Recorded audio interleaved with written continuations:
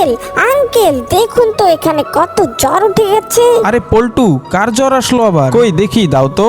আয় সর্বনাশ, এখানে তো 105 ডিগ্রি জ্বর উঠে গেছে। তাড়াতাড়ি ডাক্তারের কাছে নিতে হবে। কার জ্বর এসেছে বলো? আঙ্কেল আমার ছোট্ট বোনটার এত জ্বর উঠে গেছে তাহলে। আরে বলো কি, তোমার সেই ছোট্ট বোনটা, ওর তো বয়স মাত্র 5 বছর, তাই না? হ্যাঁ আঙ্কেল, বাসায় মা নেই তো তাই আপনার কাছে দ্রুত আমি চলে আসলাম। হ্যাঁ পল্টু, তুমি একদম ঠিক কাজ করেছো। মানে কি তোমারে কি এখন যাওন লাগবো ওর সাথে? দোকানে কতটি কাম পইরা রইছে, তুমি কি এইটা চোহে দেখো না? এই রিমি, তুমি কি এখন চুপ করবে? তোমার সাথে কথা বলে তো আমার আলাদা সময় নষ্ট হয় প্রতিবারে। এই জন্যই আমার এক কাকা বলছিল যে গ্রামে যেন বিয়ে না করি। শুধুমাত্র আব্বুর পছন্দ হয়েছিল জন্যই আমি ওখানে বিয়েটা করেছি, না হলে না।